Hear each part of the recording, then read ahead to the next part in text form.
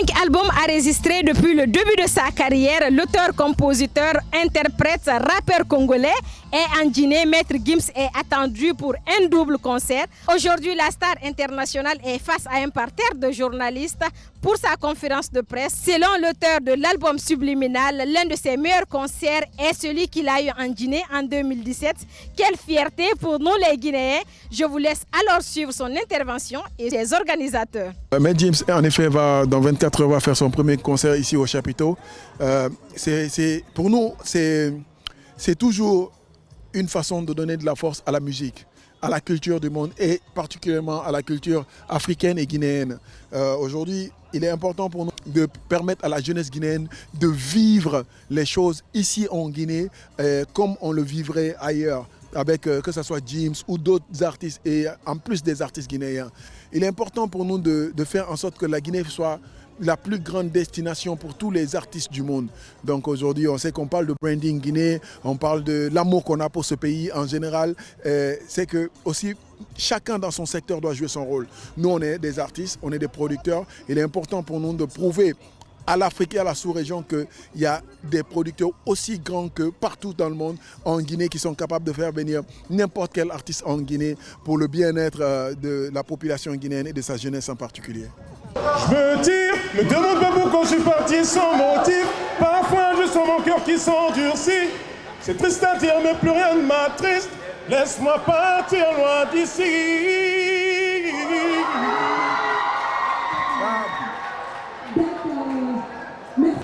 L'histoire que j'ai avec la Guinée, elle remonte de plusieurs années maintenant. Je suis arrivé ici avec la section d'assaut. On a un membre de la section qui est guinéen. Donc j'ai une histoire particulière avec ce pays.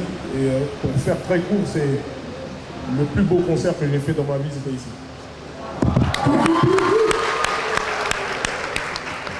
C'était au stade, donc c'était le plus beau concert de ma vie, le plus gros concert où il y avait le plus de monde. C'était énorme, c'était à la hauteur du Stade de France. Donc voilà, j'avais envie de remettre ça avec ce public-là. C'est le public le plus chaud que j'ai jamais vu de toute ma vie.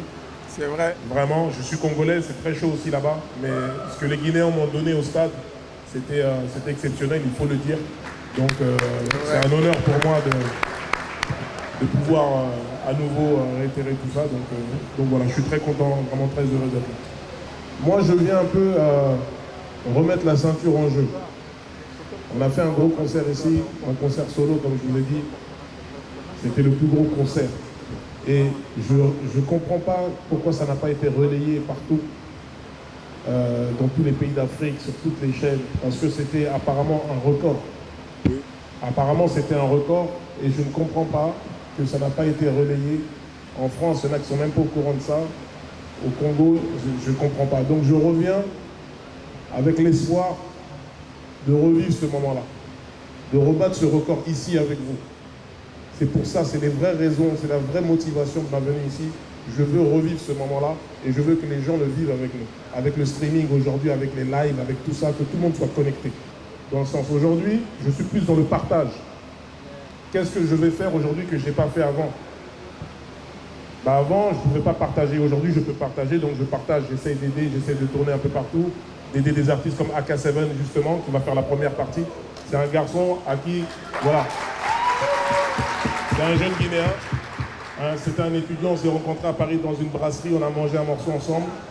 Je ne connaissais même pas, j'ai voulu l'aider parce qu'il me faisait penser à moi dans mes débuts tout simplement.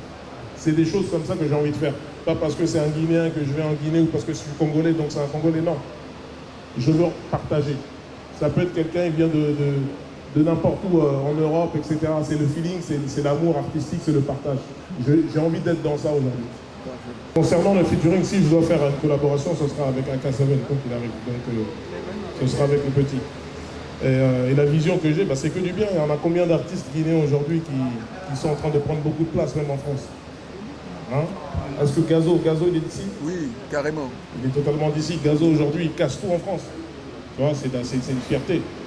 Et au-delà de ça, c'est une fierté pour l'Afrique. C'est l'Afrique qui marque un point de plus. Donc, j'ai absolument rien à dire. Tout se passe très bien pour les artistes guinéens. Ils ont le secret. Ce que j'en pense, c'est que les artistes guinéens que je connais, en tout cas, sont tous talentueux. J'ai rencontré le jeune AK7 récemment. Ça montre qu'on a des pépites partout ici. Il y a de l'avenir. Il faudrait peut-être que ce soit mieux structuré avec les labels, les accompagnements. C'est le problème un peu partout, hein, même en France. C'est un problème d'accompagnement. On a des jeunes qui ont du talent, de l'avenir, mais il faut pouvoir les accompagner. Tout simplement parce que c'est un travail d'équipe. Moi, je ne peux pas venir ici chanter tout seul, je vais monter la scène. On a une équipe, on a des partenaires, et ça doit être géré de la même façon pour des artistes.